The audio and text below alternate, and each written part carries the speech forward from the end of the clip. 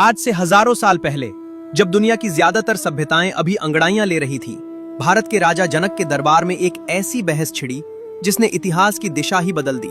एक तरफ थे महान ऋषि याज्ञवल्क्य, जिन्हें उस दौर में कोई हरा नहीं सका था, और दूसरी तरफ खड़ी थी एक स्त्री जिसने भरी सभा में ऋषि की आंखों में आंखें डालकर चुनौती दी।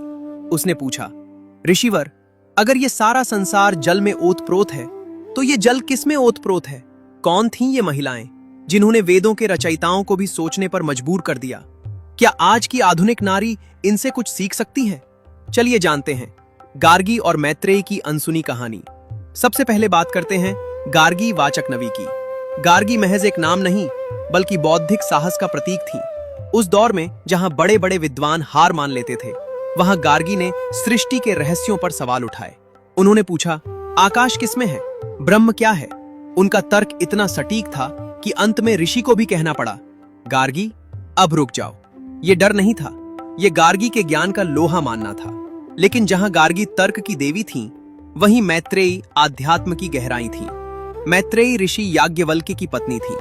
जब ऋषि ने अपनी सारी संपत्ति मैत्रेयी के नाम कर संन्यास लेना चाहा, तब मैत्रेयी ने वो सवाल पूछा जो आज भी हम सब के लिए जरूरी है।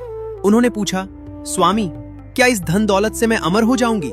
ऋषि का जवाब था, नहीं, धन से तुम अमीर तो हो सकती हो, लेकिन अमर नहीं।